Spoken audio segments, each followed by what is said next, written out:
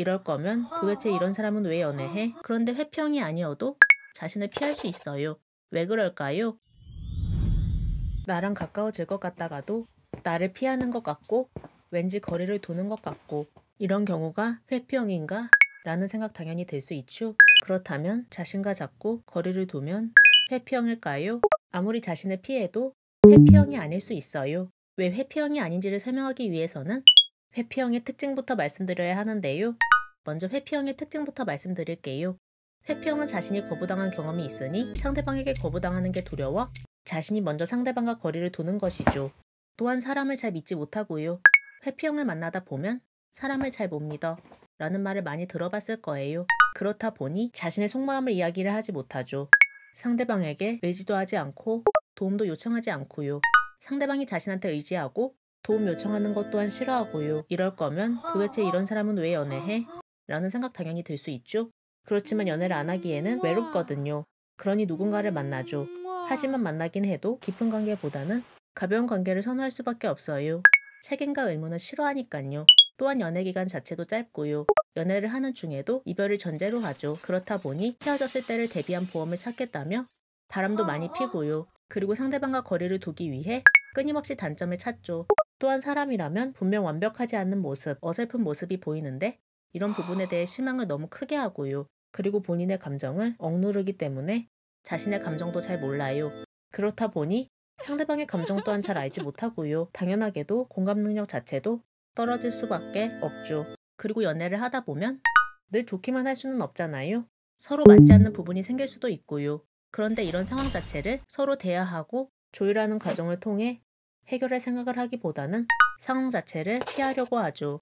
이런 상황을 해결하고자 연락하면 상대방을 집착이 심한 사람으로 몰아가 버리고요. 잠수 이별 또한 회피형들이 많이 하죠. 헤어진다는 말을 하는 것 자체를 피하고 싶으니 말하지 않고 이별을 하는 것이죠. 그런데 회피형들이 이별 후에는 오히려 상대를 못 잊고 이상화를 하는 경우가 많아요. 가까워지는 것을 피하는 회피형 특성상 이제 더 이상 자신의 옆에 있지 않은 사람에게 자꾸 끌리면서 X의 장점을 부풀려 X를 이상화하고 있는 것이죠. 자신이 좋아해도 더 이상 책임을 지지 않아도 되는 것 또한 이상화하는 이유이죠. 그런데 회피형이 아니어도 자신을 피할 수 있어요. 왜 그럴까요? 호감이 없는데 자신이 계속 호감 표현을 하면 피하게 되죠. 부담스럽고요. 호감이 없어서 상대방을 피하는 게 거부당하는 게 두려워서 피하는 건 아니잖아요. 호감이 없는 것과 회피형을 혼동하면 안 되죠. 회피형은 무조건 걸러야 된다. 회피형은 절대 만나면 안 된다. 이 정도까지는 아닌 것 같아요. 회피형이어도 만날 수 있어요. 회피형이어도 바뀔 수도 있고요. 물론 안정형이면 더 좋겠죠. 그렇지만 회피형이어도 자신이 호감이 있으니까 고민되는 거잖아요.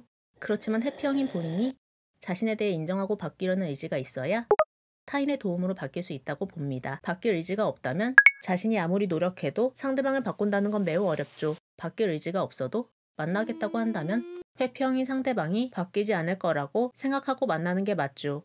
회피형들은 갈등이 생기면 도망을 가잖아요. 그렇기 때문에 갈등과 문제가 생겼을 때 도망가려고 한다면 지금은 이야기할 상황이 아닌 것 같으니 네가 이야기하고 싶을 때 이야기하자라고 이야기해보세요. 그리고 시간이 지나 이야기를 하면 이제서야 이야기를 해 내 마음이 불편했다 라는 식으로 이야기를 하세요. 상대방의 행동 자체를 비난하기보다는 자신의 말을 통해 상대방이 도망가는 게 오히려 좋지 않다는 것을 깨닫게 해야 되죠.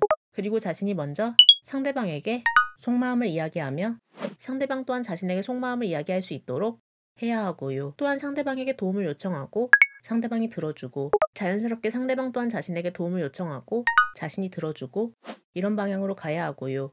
상대방이 자신한테 의지하는 게 좋다는 것을 깨닫게 해줘야죠. 구독과 좋아요는 영상 제작에 큰 도움이 됩니다. 구독과 좋아요는 영상 제작에 큰 도움이 됩니다.